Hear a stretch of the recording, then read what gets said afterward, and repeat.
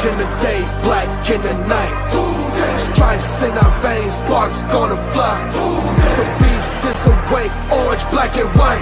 Cause when the jungle come alive, who they we ignite in Cincinnati, we gon' rise in the jungle, we unite in dripping orange and black and white. Who they when we fight, live and die in these stripes. Wake up the beast, every game day is a feast. Time to bust it off the leash. In the jungle, dripping heat. Tiger stripe the city streets. East side, stand up. West side, stand up. If you reppin', who they? Time to put your hands up. Bengals stripes, we in it. New day, new age, yeah, we get it. Cincinnati, jungle fitted. Blue day in our house, we win it. Orange and black and white, we build it. Earn our stripes, you know we kill it. Bleed our colors, jungle dripping. Nasty, natty, yeah, we live it. Lit the crowd, get the city loud. Yeah, we feasting now. Fit the bounce, make the city howl. Now we beastin' now. Thunder through the tunnel, from the sideline to the huddle. Stripes we tatted on the jungle when we flex that who they muscle on them. Stripes, Cincinnati, we gon' rise in the jungle, we unite in dripping orange and black and white. All day when we fight, live and die in these stripes. Stripes. Now who gotta move like it on? Stripes. Now who wanna move crossing on? Stripes. Now who wanna move on? If you got stripes and you let the city know you rock 'em, yeah we got 'em, yeah we fought 'em. Like that black and orange on bottom, bingo bottom, never stop it till the beast. Hey guys, what's going on? Welcome to the show. This is Sports with Strawberry Ice. I'm your host, the Iceman, Jeff Trunapole. And as always, I'm bringing you sports from a West Side point of view right here in the great city of Cincinnati, Ohio, home of the two-time, as my flag falls down, the two-time defending AFC champion North Cincinnati Bengals. I'll do you a favor. If you found the show, hit that like and subscribe button. Smash that thumbs up. You guys are awesome. I'm of the 2,030 subscribers. As always, I appreciate every single one of you guys. If you're watching on Facebook or Twitter and you have yet to subscribe to my channel, why not? Please do so. Please go to the YouTube channel, Sports with Strawberry Ice. Hit the subscription button. Hit the bell for notification. And every time I go live, you'll be notified. Also, exclusively in the YouTube chat crew, we're doing super chats. So if you got something that you want Skinny to ask, if you got a nickname for Sam Hubbard's play, anything like that, give me a super chat. I would greatly appreciate it. And as always, I'm coming to you live from the Ice Cave. The Ice Cave is brought to you by T Properties. T Properties, quality housing for quality people. Check out the website at www.tpropertiesllc.com for all your rental property management needs and your rental needs. And also, we got jackpotjoey9.com. We got the beer. It's delicious. I was crushing these yesterday. That's why I'm a little sore today. Well, we got the Jackpot Joey 9. We got the gear there. We got the hoodies out there. The AFC Championship or AFC North Champion hoodies are out there. So make sure you guys go to Jackpot Joey 9. Remember, portions of every purchase go to the Joe Burrow Hunger Relief Fund. Also, sports betting is legal in Ohio. Just get your bets in. Place them for the Bengals and Jackpot Joey to win the Super Bowl. Go to betfred.com and make sure you guys sign up. What's up to everybody in the chat? We had, who was first? I think Stranger was first, weren't you? Yep, Stranger, you were first. And Crip, Haas in there. Pork Chop, what's up? Johnny Paps, Ken, Jungle Jerry, Rick the Rock's in there. Foxy, Jay Houday, Greg Graves, Anthony Clark, what's going on? My boy, Catpole, Chandler's in there. Anyway, so the Bengals win 24-17 with an unbelievable play by Sam Hubbard that I don't think any of us will ever forget in our entire lives.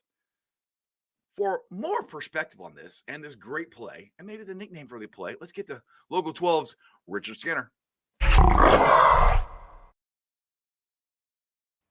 What up, Skinny? Ice, how we doing? Good, brother. Good. I'm a little sore from yesterday. Like I said, that was a long day.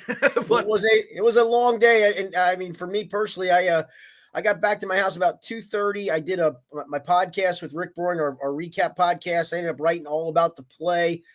Went to bed about 5:30, got up and went and did TV this morning. And so I'm a little on fumes too, but you know what? This time of year, you just suck it up and move on, right, baby? Oh, dude, it was totally worth it. I got to tell you, me and my son here, I put his comment. He said he's calling the play the thick six. Ooh. But that play right there, like it happened because it happened in the end zone that we were in. So it happened so fast. Right. I didn't know exactly how Sam got the ball until I got home. And I watched, all I know is he's running as fast as he can down there, and me and Chandler just jumping up down, screaming our heads off. I'm like, I'm surprised I still have a voice. I mean, that is as loud as I have ever heard the jungle in my entire freaking life. Yeah, so I had the binoculars on the play from the press box, and I saw the jump, and I saw the ball come loose, and I just blurted out because I don't know if anybody else around me had binoculars at the time. I said, Sam Hubbard's got the ball. And as soon as I said that, you could tell I had a couple people around me. They're like, they didn't say it out loud, but you could feel it was like, what? And all of a sudden they're like, oh gosh, he's going. And so I watched the play for about 20 or 30 yards, and I'm looking at Mark Andrews thinking, all right, he might have a shot. But then my first inclination was to go back to the officials in the end zone and go, did they call that a touchdown or not? And that's what Louis Lumo said, is he was running with Sam Hubbard, but then he looks over his shoulder to see what did the officials rule. And you never saw him raise their arms, rightfully so, because they let the play on and all that stuff. It was not ruled a touchdown because he didn't break the plane. And then when you saw the replay, one of the most fascinating plays ever from so many levels. And I think there's like 3 or 4 different people that wrote basically the same thing, which was all the different layers from the guy who caused the fumble, Logan Wilson, to Sam Hubbard's return, to Marcus Bailey with the block, to Akeem Davis-Gaither wanting a lateral his way, to then all the reaction of the players, Jamar Chase running down the sideline with him. I mean, there were so many layers to that single play. But I think it did, and I asked Louis Arumo this today, did that play epitomize what you want out of your defense, which is don't give up a single inch when it matters? And that's what that was, basically, a single inch. And I had forgotten about a play till I saw your intro where that ball was punched out from Derrick Henry in Tennessee on a hustle play. Yep. And obviously Cam Davis, Cam Britt Taylor. Yep. Cam Taylor Britt. Yeah. Cam Taylor Britt. Sorry, I do that every time. No. And then the play that Von Bell makes up in New England where he punches the ball away. And this team, you can say that's luck. You can say that's good fortune. I think hustle. I tend to say it's guys that just aren't giving up on any single play or any single inch. And we're talking literally that play was an inch from a touchdown. And no offense, probably a Bengals loss. It could be. I was getting nervous. I mean, I was really getting nervous there. I mean, I wasn't nervous the whole game until that drive, and we could not freaking stop them. And I saw last night Harbaugh said that the play was supposed to go. He was supposed to go under. Yeah. Yep. The way he's supposed to do because he's too far away to jump. And but like you said, we got to give credit. Sam's getting all the credit, but that play doesn't happen without Logan Wilson. And Jermaine Pratt. And Jermaine Pratt was kind of the first one to make the hit. He didn't get credit for the fumble, but he stood him up. Exactly. It allowed Logan then to go ahead and punch at the football. And again, then I think we'll all admit, then there was good fortune from there if you're a Bengals fan that it landed in Sam Hubbard's lap. And he had a 30-yard head start before anybody on Baltimore realized what had happened. Because I'll tell you what. It's a good thing he did because he would have got caught probably. Oh, Mark Andrews was booking now. Yes, he was. It was not quite DK Metcalf like in that one Monday night game where he ran a guy down, but boy, it was darn close. And again, Marcus Bailey, he doesn't get much of him. I'm sure Baltimore fans will argue that it was a clip, and he was not. He got him from the shoulder and the side, and he just gave him a little brush, but it was just enough to allow Sam to go in the end zone because, at that stage, I mean, who knows? Do the Bengals score a touchdown? Do they have to settle for a field goal? If they do, then what does Baltimore do on that last drive at the end of the game? Do they say, let's send this thing to overtime? So many layers to it. You and I were talking a little bit before the podcast. I can't think of a more iconic play in Bengals history. I nothing comes to mind. It really doesn't. If you've got one, if anybody else has got one, give it to me because I don't have one. Yeah, the only one you said was the Stanford Jennings. In the Super Bowl. In the Super Bowl, the kickoff return. Yeah, the kickoff return. It was the day or 2 days after his daughter had just been born, and that was kind of a tie-in to it, and what a special moment. And if you remember, I think Sam Weiss was mic'd up, and he said, I think their name was Kelsey. Yeah. Was that for Kelsey? And it was a pretty dramatic moment. Unfortunately, though, they don't win the game, so it loses a little bit of that luster, even though it was a great play. So this one led to a win. This one literally was the difference between a win and a loss, in my opinion. Right. And this is the thing that we've heard, it was 50 years ago they did the Immaculate Reception and made a big deal about it and yada, yada, yada. We've heard about that. I've heard about it my whole life. And I'm like, I don't know about that Bengals fan. I'm like, we never get those things never happen to us. Well, it did last night and it was unbelievable. Yeah, no, it did. Like I said, I don't think it's luck that Logan Wilson did what he did. I don't think it's luck that Jermaine Pratt did. There was luck involved that it landed right in Sam Hubbard's lap, and he's a good enough athlete. He ain't Jamar Chase fast. Apparently, according to Joe Burrow, he's not Joe Burrow fast either because Joe was asked about that. But for a defensive end, and don't forget, he was a high school safety at Moeller. Dude can run. I mean, he's Yeah. and, He's a lacrosse player too. yeah, He's correct. Yeah, yeah. that's what he was going to be Right. until Urban Meyer saw him in a gym class. So Yeah. yeah, it was just an incredible play.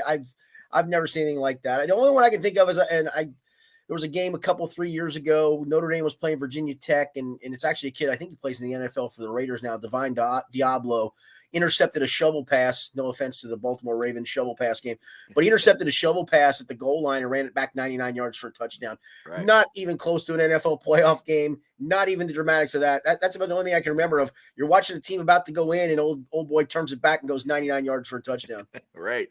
So what? So the one that we got to come up with a name for this thing. Yeah. So the one that I know Dan Hort tweeted out a couple of different ones, and I think Jake Lisco tweeted back, "Fumble in the jungle." I kind of like that one. I don't know. You had a couple of them. You said you yeah. There was a couple today. We were kicking them around. One of them was the Hubbard yard dash. To kind of the takeoff on the 100-yard dash, and the fact that actually he brought up the fact in the summer times, yes, he runs 110-yard sprints, yep. Just for conditioning purposes. And if you look back, and I think Next Gen Stats from ESPN reported this, he ran 123.6 yards on that play. So that isn't a 100-yard dash; that is a Hubbard yard dash. A couple other ones I liked were, and I think there were two variations of this. And I know you didn't like it because of the Steelers reference, but still, it kind of ties in. Right. Either the immaculate deflection, meaning deflecting it back, or the immaculate rejection, where he rejected Tyler Huntley from crossing the plane to go in the end zone. There's a lot of them. We're actually putting some up on local12.com to see what people would vote on, throwing a few names out there. There are so many ways to play. There were a couple others today that I heard that I wish I could remember off the top of my head that were you just went, oh, that's pretty darn clever. Yeah, for sure. There's a lot of ways to tie this in, no doubt. Yeah, the only reason I don't like the immaculate anything is it ties into the Steelers. It's just like why I don't like you. Like I call Joe Burrow, I call him Jackpot. You can call him whatever you want, just don't call him Joe Cool. Because for me, Joe Cool is Joe Montana, and that dude beat us for 2 damn Super Bowls. I don't want my quarterback called that. So that's just my personal opinion. That's fair, although there's been a lot of comparisons made to Joe Burrow and Joe Montana. Yeah. And if those comparisons play themselves out, although Joe Burrow is going to be way better statistically, you're going to be celebrating some Super Bowl wins because that's what Joe Montana did. Absolutely. I'm here for it. I'm here for it, Skinny. I've been waiting my entire life for this. So, I mean, it has been unbelievable. Now, the one thing that does concern me is our offensive line. We're already out Kappa. We lost Lael, and now Jonah Williams has a dislocated kneecap, according to Zach. Now, Kappa and Jonah are both day-to-day. Where are we at? I mean, I actually think Jackson Carman played okay. I mean, our offensive line still wasn't great, but what's your thoughts? Yeah, and it's really hard to gauge because you were playing, and you can argue this, but that when they got Roquan Smith, they became, in my opinion, the best defense in the NFL. Their statistics went off the charts. They gave up 4 or 5 less first downs a game. They gave up like 80 less yards a game. They gave up like 7 or 8 less points a game. Stats bear it out. I mean, when Roquan Smith came over, that was already a good defense, a really good defense. It became elite. So you're going to have a hard time. They don't give up big plays. They don't let you throw over the top of them. They're more than willing to let you check it down, and then they come up and try to belt you and knock a ball loose or keep you. You can't run it on them. So yeah, again, it's hard to gauge because of how good that team was. But I can also say, while there were 4 sacks, Zach pointed out today, he thought 3 of them were mitigating circumstances on a couple of things. Joe Mixon got blown up on a blitz pickup. Right. There was another one where they did a stunt and it was a little miscommunication. There was a couple of little things, but for the most part, he did. But it is a big ask for you went out. Let's face this, you went out and signed Lael Collins and Alex Kappa for a reason. Jonah Williams is a first-round draft pick. Times he's not played like it this year, but there's been times he's played really, really well. Those guys were starters for a reason. They all started the first 15 games together as a collective group for a reason. And now you have to dig deep into your backups. And it's part of the league. You would hope it's not 3 guys heading into the divisional round of the playoffs. Right. But the one thing I come back to is this, and I do think Buffalo is really good, and I think this is a really big ask to go on the road with all this and the emotion of DeMar Hamlin and all those things. But I'll go back to this. This coaching staff had to scheme in the playoffs last year for an offensive line that was way below average. Right. Joe got sacked 9 times in the Tennessee game, and they still won. And part of it was this defense was opportunistic. They did just enough on offense. I could see that again. I think it's a big ask. I do. But it shouldn't shock anybody if they go to Buffalo and win, and then it shouldn't shock anybody if this team still finds a way to go to the Super Bowl. They navigated their way through an offensive line in which they literally took the right tackle and said see ya, took the right guard and said see ya. Well, he's now your starting right tackle, as goofy as that sounds, Akeem Adeniji. Took the center and said see ya, and took the left guard and said see ya, and they drafted a kid to play left guard. They navigated through that last playoffs, and so. If they can do that, I'll sign up for seeing if they can do this. Yeah, exactly. Now, good. Johnny Paps here comments that Jackson Carman was left tackle coming out of Clemson, so maybe he'll surprise some people. Obviously, the transition from left tackle to guard hasn't panned out for him, and he actually looked, I thought, pretty good.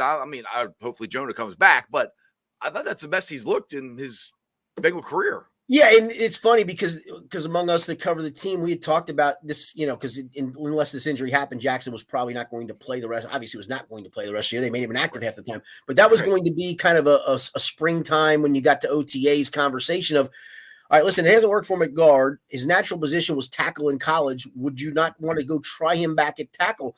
And that's the funny part for us.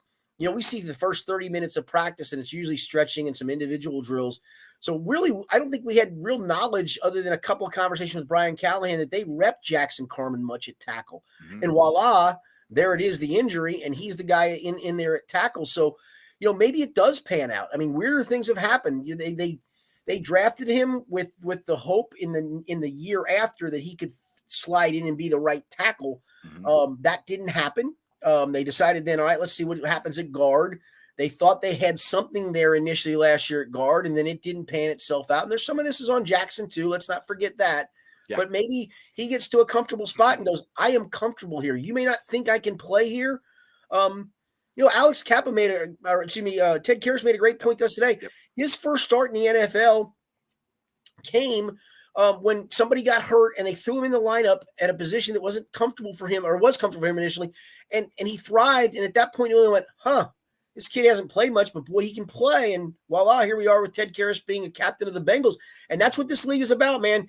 You may only get one shot at it. Yep. And you got to make the most of it. And Jackson, at least I think, made the most of it last night to show, all right, if you got to have me out there again, I'm going to try to make the most of it again. At least you'd sure think so. Yeah, it's just like the Eminem song. You get one shot. That's right. No question. No doubt. That's exactly what they got. Now, speaking of, you said a little earlier about rolling into Buffalo.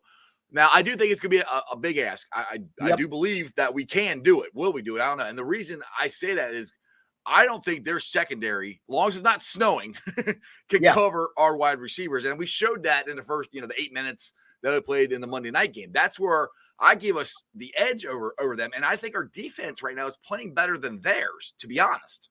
Yeah, the one thing I'll throw back at you is don't forget Alex Kappa and Jonah Williams on the offensive line on that first drive on the Monday night game. But they did. True. They did. That felt like it was going to be who could get red zone stops, because it was going to be in the high 30s, if not the low 40s, if there were enough possessions. And the Bengals defense did get that early red zone stop, forced the field goal. And the red zone defense has been great all year. Yeah, I'm kind of with you. Listen, Miami got a bunch of breaks. Some of them they created themselves on Sunday. This close to winning it. But they were that close to winning it. And with a third-string quarterback and an offensive line that got their first two quarterbacks hurt. I mean, honestly, I can't imagine even a revamped Bengals offensive line is worse than Miami's offensive line that they rolled out there on Sunday. Right. So you want to blitz Joey B? Go ahead and do it. I mean, he's really good at taking advantage of that and hitting home runs. Like I said, Baltimore doesn't let you do that. They play the too high shell. They're like, hey, our 6 in the box, 7 in the box are better than yours, and they usually are. And you're not going to run it on us, or we're going to get you in 3rd and 7. But Buffalo does like to take chances, does like to take risks on defense. And the other part to it is, again, I don't think this is luck, because there's a difference, in my opinion, between turnovers and takeaways. Listen, Anthony Brown gave the Bengals a couple of gift turnovers in that regular season finale, right? A couple of just horrible throws. But on this past game, you had 2 really good takeaways. The great play by Akeem Davis-Gaither on the diving pick, and then obviously the one for Logan Wilson punching the ball loose at the goal line. You go back to Von Bell punching the one out in New England. You go back to I think 3 of the 4 turnovers in the Tampa Bay game were more takeaways. The only one that really wasn't was Brady's missed handoff to Leonard Fournette, where they kind of dropped it. That was I still don't know what they were doing there. Yeah, I don't think they do either. But for the most part, sometimes you go, okay, that's lucky because the guy just made a horrible throw. But for the most part, they're taking the ball from people. Yeah. And you go back to the 4 postseason games last year, this game this year, they got 11 turnovers in the last 5 postseason games, 11 takeaways. I don't think that's by accident. And Josh Allen, he'll throw one to you, or he'll let you go make a play on one or two. Mm-hmm.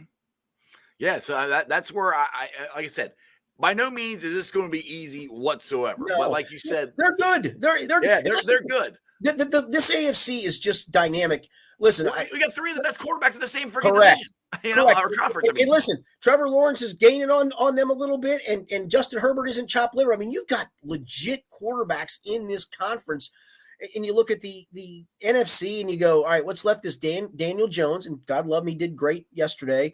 And Tom Brady, who's going to be 1,000 years old next year, and Dak Prescott, who's under fire, and Jalen Hurts, who's probably more runner, and they've scuffled a little bit. Now he was hurt, some of that was that, but you don't. Again, he was in the MVP conversation, and rightfully so, but I don't put him in the dynamic quarterback category. And Brock Purdy, who to his credit, has been really good, but you're not talking about him in the upper tier of quarterbacks yet. You're talking about in the upper tier of quarterbacks in the AFC, you're talking Mahomes and Burrow and Allen and Herbert. Lawrence isn't there yet, but he's getting damn close to it. Dude, he came back for four interceptions. That was an unbelievable game. I mean, yeah, correct. Kind of like what Burrow did in the Pittsburgh game, right? The Pittsburgh opener. Right? That's what great players do. You got to slough that off and go, all right, I sucked, and let me figure out how to make this right. And he did. Exactly. Now let's talk about that. We're the Bengals show here, but I want to get your opinion about that Chargers-Jaguar game. Is that more of Jacksonville took it from them, or the Chargers gave it to them? Because there's no clock management. They didn't freaking run the clock out. Their defense played. I mean, there's so many things that they could have get. Skinny, they're up 27-0. Herbert Lawrence threw 4 interceptions. You don't lose that game. You shouldn't lose that game. You shouldn't lose that game. The score they got before the half to make it 27-7, and then to quickly make it 27-14. I think it made a certain part of Brandon Staley's anatomy go like that. It got really tight at one point. I don't blame him for kicking the field goal on the 4th and 2, even though he's a riverboat gambler. Cameron Dicker's been really good, and he missed what is a very makeable field goal. That might have changed the dynamic of that last drive, for goodness sakes. But it just felt like once it snowballed, the Chargers really didn't have the ball a whole lot in that side. There weren't a lot of possessions. In fact, I think there were 4 apiece, if I'm not mistaken. And Jacksonville scored on all 4, while the Chargers had 1 field goal attempt and 1 field goal make, and that was it. So, they weren't awful, but the clock management wasn't the best. And I think it was more Jacksonville took it from them. They got the momentum rolling, and that was that. Now, one thing you brought up, kicking. And unfortunately, shooter Evan McPherson missed a extra point. And for some reason this year, it seems like he's missing the extra points more than he's missing the field goals. Yeah, and that doesn't make any sense. I mean, I know it's different holder, different snapper, but they all been working together for almost a whole year now. I mean, close enough. They shouldn't be doing this. Yeah, and to that point, I know we're all wringing our hands, and rightfully so, but. If you go before the New England game, and I'm tossing the New England game, I know that nobody's going to want to hear this. If you've looked at New England games the last 2 or 3 down the stretch, everybody missed kicks in that end. I mean, every kicker known to mankind. So I'm tossing that. Right. And Evan had gone. He'd only missed 1 total kick, field goal or extra point in every game since the bye before that with, to your point, the new holder and Drew Chrisman. So I don't think that's affected the operation. Right. You got to ask, is it in his head on extra points now where he's missed enough to go, I can't miss this extra point. It's on. And then on field goals, it's like, I got this. And so I do wonder that he's a great kid. He's a strange bird in a way where he compartmentalizes that and he can shove it to the side. I said this on our special on Local 12. I was asked to pick 4 players that would have the biggest impact on the Bengals in the playoff run. And I said McPherson, because I still think if it comes down to him making a 50-yard field goal, to win the game, I believe in it because he doesn't miss from 50 yards plus for whatever reason. It's almost automatic. It's crazy. He's worse from 40 to 49 than he is 50 plus. Right, exactly. It doesn't make any sense. It makes no sense. Hopefully, luckily that didn't come back to bite us yesterday, but it almost did. Yeah, I mean the 2-point play obviously kind of evened things back up. That was the good part. But you're right. I mean, you missed a 2-point play. Now it's 15-10, and touchdown takes the lead, and now you're chasing points. And that 2-point play ended up being really, really big. Well, that 2-point conversion was huge because that was the end zone we sit in. Yep. And when Joe rolled out, I saw T run and sprint over. And I was looking at my son going, T's open, T's open. And he hit him perfectly in stride with us. Like, because T had gone the other way initially and then Right. worked his way back. Yeah, it Yep. was a great play on his part, no question. Exactly. So apparently we have a Buffalo fan in here. Turbo says, you guys better celebrate. The Bills are going to beat you guys. And Joe Burrow. Can't wait. Bye-bye. Appreciate it, Turbo. I mean, Buffalo's a great team. That part's not debatable. That's why I go back to if you played a 3-game round robin between Bengals, Chiefs, Bills, play each team at home. Everybody gets a home game out of that. And then they all three, and I got to throw this out there because it's been talked about, a neutral site game. I swear I'm not so sure they don't all split somehow, some way. I mean, somebody's going to go 2-1 in that scenario because of the round robin format. Right. But, I mean, I think they're all three really good teams. And so would it surprise you? No, but it wouldn't surprise you if Buffalo won. And it shouldn't surprise Bills fan if the Bengals win. The Bengals are a really good team. And I think they'll figure out a way to mask the offensive line. Maybe not perfectly. And maybe Joe takes 5 sacks. But he took a bunch in Tennessee last year against the number 1 seed. And I know it was a flawed number 1 seed. 9? Yeah, 9. Yeah, 9. Brutal. And still won. Yeah. I was at that game. Now, get back to Jonah Williams. So he dislocated his kneecap. Is that the same knee? No. So strangely enough, it's a different knee. The first one was the right. This was the left. And that's the craziest thing ever. In fact, when he walked off, and I at the time, I couldn't remember which knee he had dislocated. We actually looked that up today to figure out which one was which. I knew it was a left leg injury this time around. And I said, I had somebody else that thought it might have been an Achilles initially. And the way he was hobbling, like, okay, maybe. I said, maybe he dislocated the kneecap again. Well, he did, except on a different knee. The last one, not to gross people out, but the one in Baltimore in week 5, it spun all the way around. Yep. They moved it back around, basically taped it up. This sounds a little more serious. And I think that one he came back. This one he didn't. Yes, that's correct. Right. He can't. Yeah. I think he missed a couple snaps in that game and came back to play the entire second half. You're right. In this one he did. In this one he was declared out pretty quickly. And I said something on a radio interview today when somebody asked about it. I said, usually I gauge whether a guy can come back and play the next week or not. If they're declared out as quickly as Jonah was declared out, that's probably not a good sign. Yeah, that's kind of what I was thinking, unfortunately, because especially when I heard it was a dislocated kneecap, I'm like, he already had that and he didn't come back. It's like, that's why I didn't know it was the same. I thought it might have been the same knee. No, legit question, because I thought the same thing. I thought, hell, once you dislocate your kneecap, there's probably a chance you're going to do it again without having something done to it. Right. It turns out it's different. Crazy. But now you might have to do something to both knees, which is unbelievable. All right, here we got comment here from Chris. Any worries you take out of this game? I would like to see 4 completed quarters. I think it's only happened a few times this year. Yeah, it's a fair point. I do think, again, let's not lose sight of the fact that Baltimore's defense is really, really good. But to Chris's point, if you go back to the last handful of games, this was not a complete 4-quarter performance. The game before, they got off to a 17-0 lead in the regular season finale. Was not a full 4-quarter performance. Game before was the Buffalo game that was canceled. The game before that, New England was 22-0 at the half, rolled up 300 yards, and then did absolutely nothing offensively in the second half. The game before that, you flipped the script. Remember, the first half at Tampa was an absolute unmitigated disaster. I was at that game. Flip the script, and what do? They turn around. So I think to your point, you're right. It is a little odd, but I do think that they show what winning teams do, and they find a way, whether it's a bad half or a good half or a bad quarter or a bad series, to find a way to make a play. I mean, you don't win 9 games in a row in this league by accident. And if you look at down the stretch, Baltimore was a playoff team. You just went 2-0 against them. You can argue whether Tampa Bay deserves to be a playoff team, but they are. They are. And you beat them. New England fought for a playoff berth till the final game of the season, and you beat them. I think the game before that was the Cleveland rematch, which Cleveland was desperate at that point to have whatever left was of their shelf life of playoffs. And the game before that was Kansas City. So, down the stretch, they played some teams that were either desperate to win or really good teams. And while I think, honestly, you go back to the Kansas City game, that probably was the last, if you want to call it, complete game the Bengals played.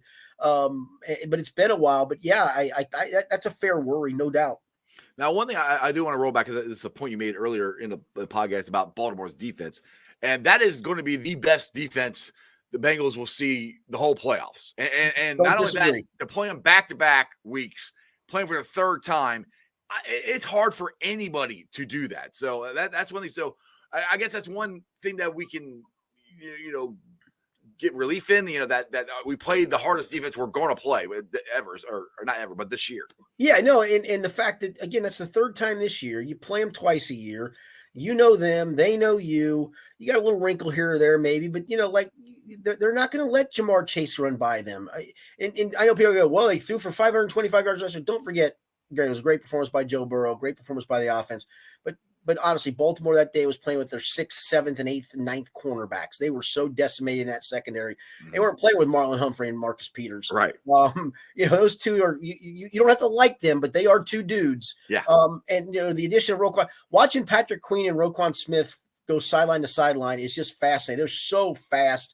They're literally heat-seeking missiles. We can argue the dirtiness of the Patrick Queen play, and I thought it was a little dirty on the sidelines, but as players, they're spectacular.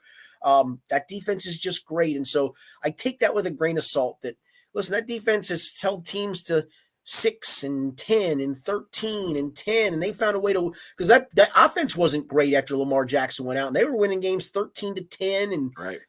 10-6, goofy scores like that. And the Bengals still, granted, they got 7 off their defense, off the return. They got 17 points against them.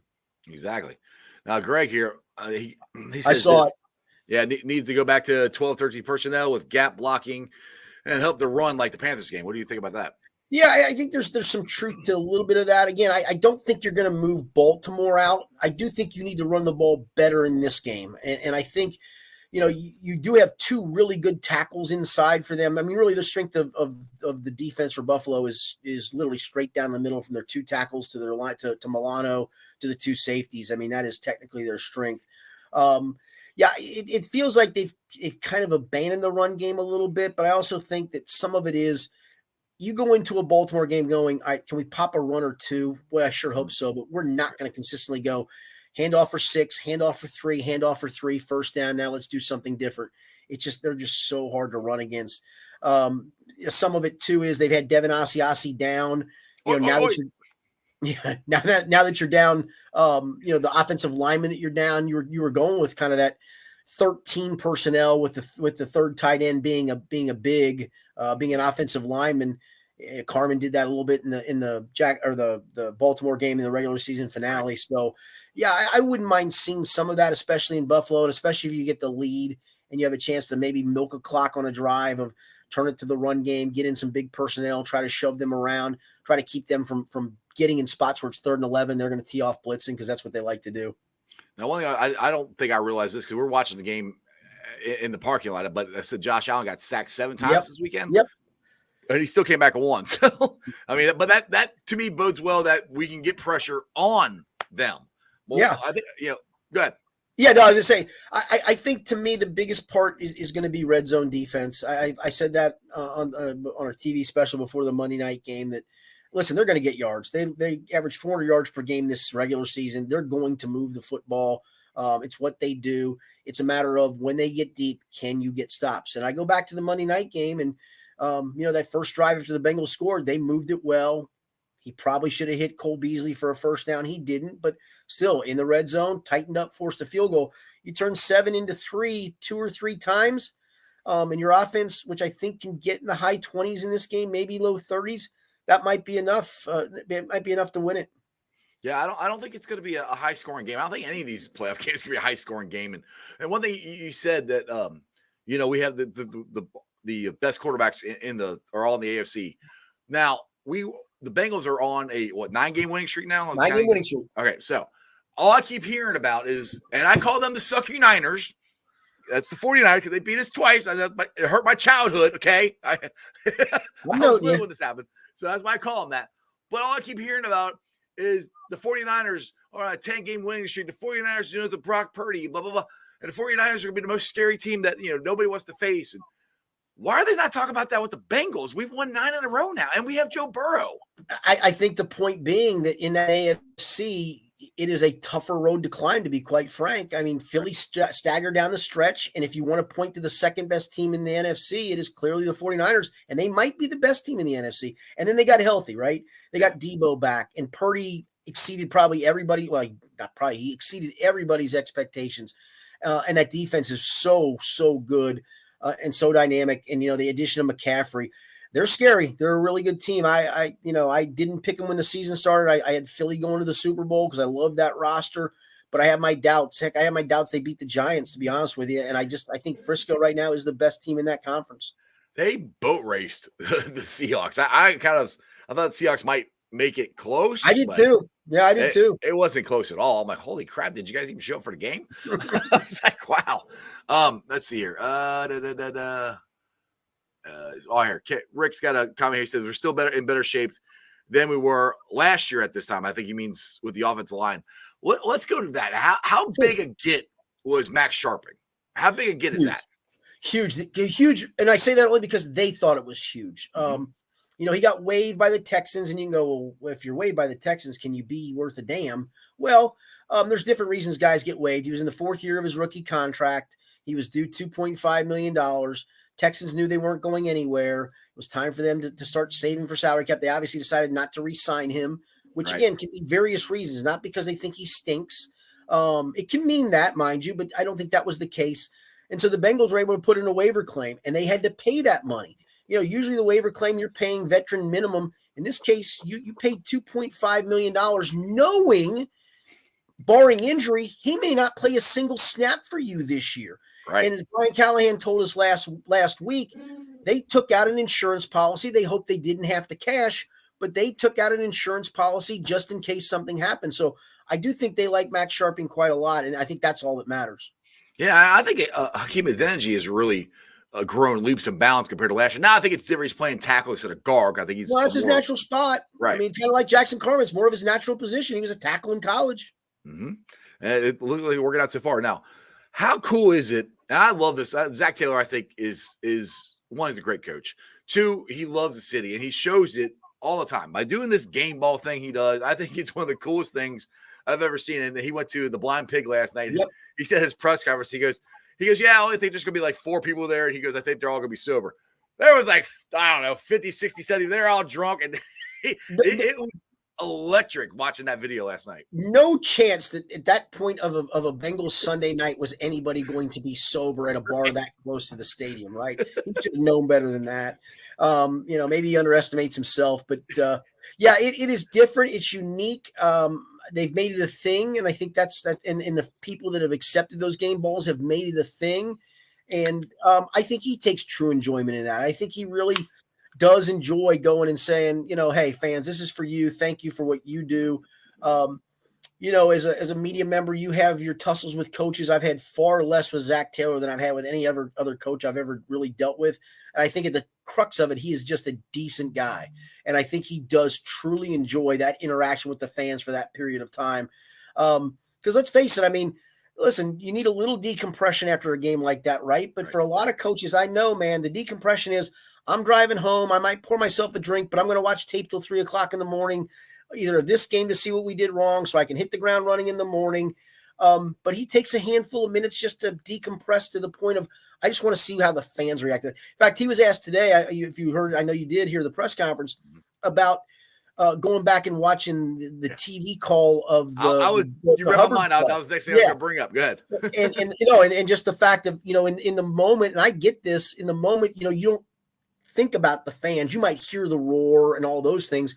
You're, as he said, he's trying to call it to make sure somebody's going to block Mark Andrews and yelling for Sam to run and all those things. And then when he saw the call today, he just realized to soak in what that moment meant to that stadium on that night. I think it's pretty cool. Dude, I literally thought I was going to have a heart attack. It was that moment was as exciting. It might have been more exciting than the Pratt interception against the Raiders last year to seal. I will say that did the Pratt. Well, see, it's hard because the sound gets muffled for us. I'm not sure though. I've heard a roar that I've heard after that Pratt interception. Yeah, and maybe it was because Pratt one's different. It ended 30 years of right. non-playoff wins, and I think that kind of did that. But it's not like this. Right? I'm not going to discount what this roar sounded like either, especially when he finally crossed the goal line. Yeah, I mean, I was exhausted from just cheering so loud. I mean, like I said, jokingly, I think I was going to have a heart attack, but my heart's going, I'm like jumping up and down and cheering. I'm like, it was just like a euphoric feeling. I can't believe that just happened. No, Like that never happens to us.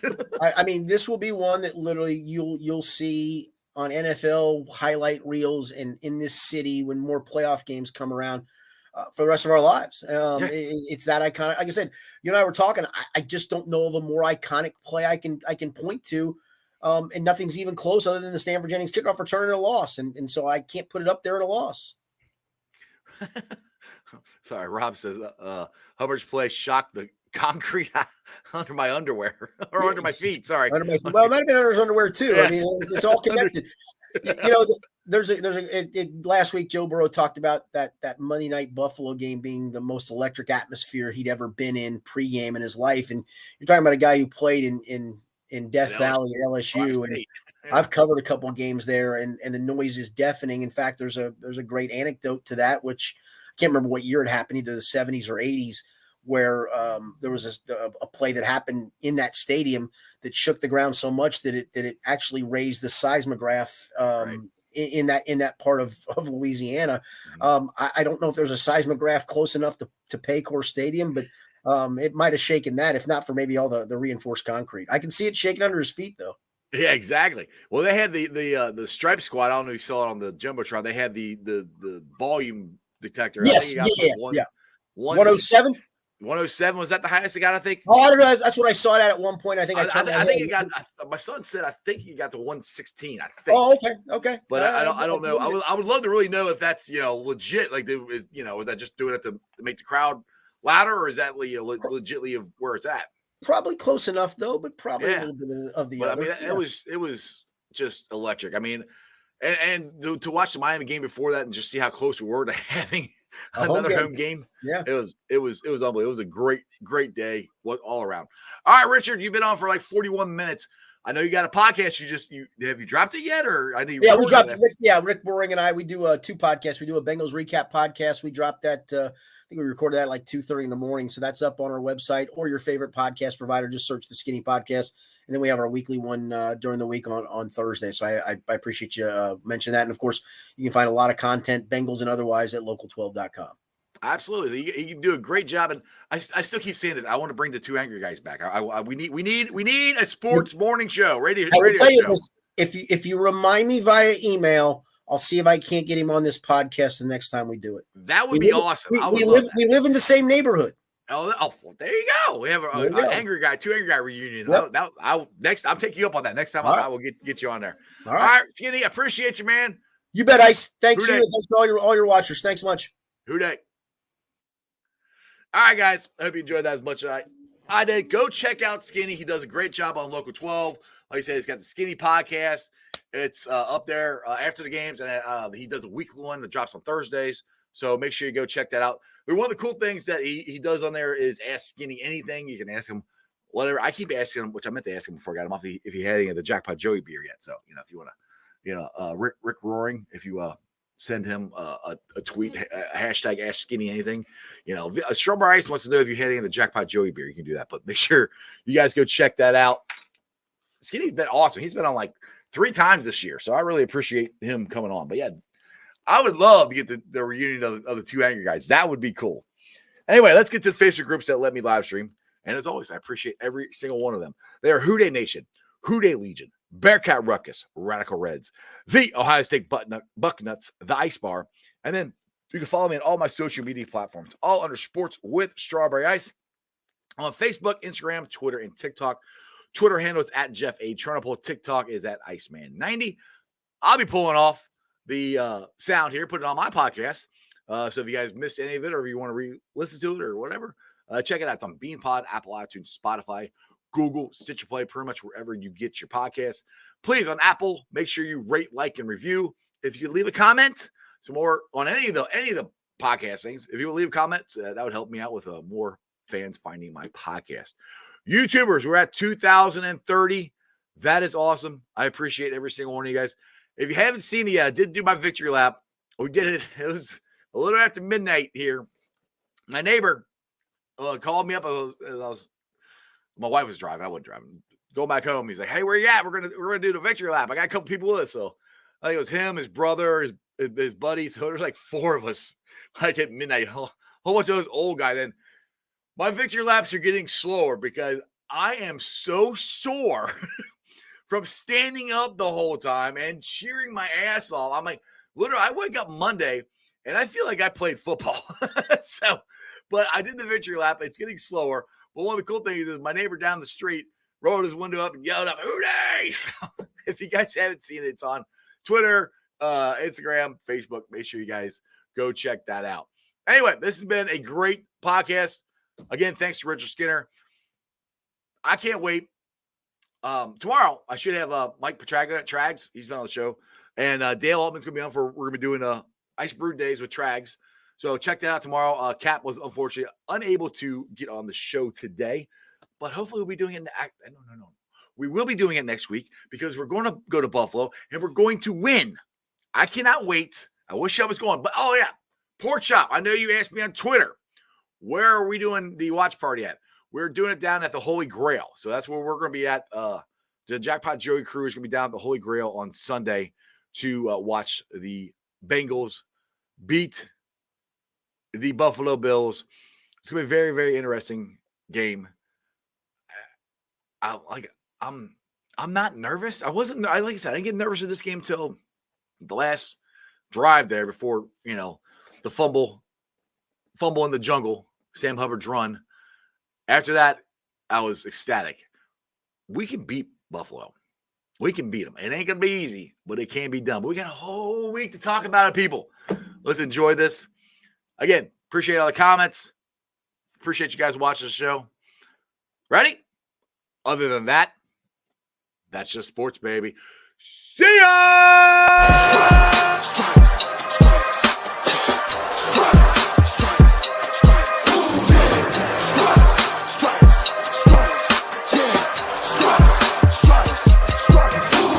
Orange in the day, black in the night. Stripes in our veins, sparks gonna fly. The beast is awake, orange, black and white. Cause when the jungle come alive, day we ignite in Cincinnati, we gon' rise in the jungle, we unite in dripping orange and black and white.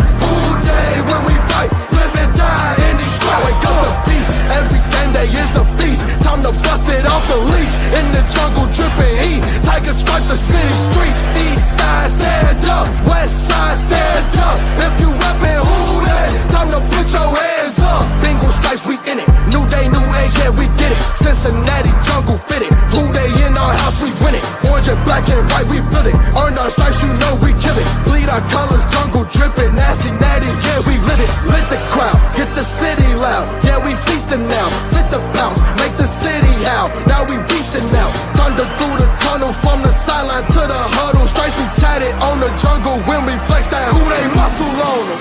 Stripes, Cincinnati, we gon' rise in the jungle, we unite in dripping orange and black and white.